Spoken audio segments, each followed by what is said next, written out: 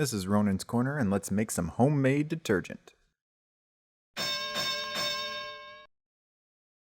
What we'll need to buy: 2 cups of baking soda, sodium bicarbonate, 1 full 4-pound box of borax, 1 full box of washing soda, which is different than baking soda, 2 3-pound bins of Oxi Clean, optionally scent booster if you want to have that smell to your clean, and lastly 3 bars of Fels-Naptha.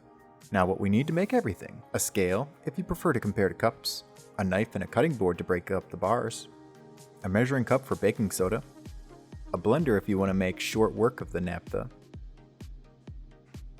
a large bag to mix everything, and a container to store everything. Now let's open up those bars of soap.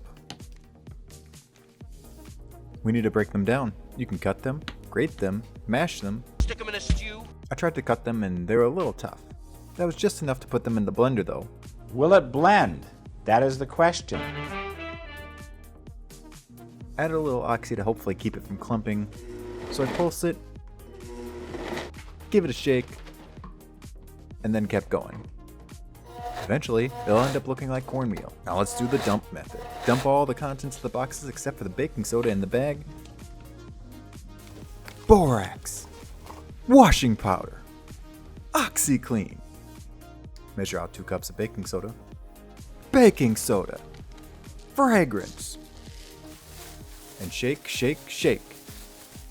Shake, shake, Sinora, shake your body liner. Shake. And do the Harlem Shake. Pour everything into your bucket. At the time of filming, everything together costed about $30. At 1 to 2 tablespoons per load, it's cheaper than store-bought, but you can mix and match based on your preferences.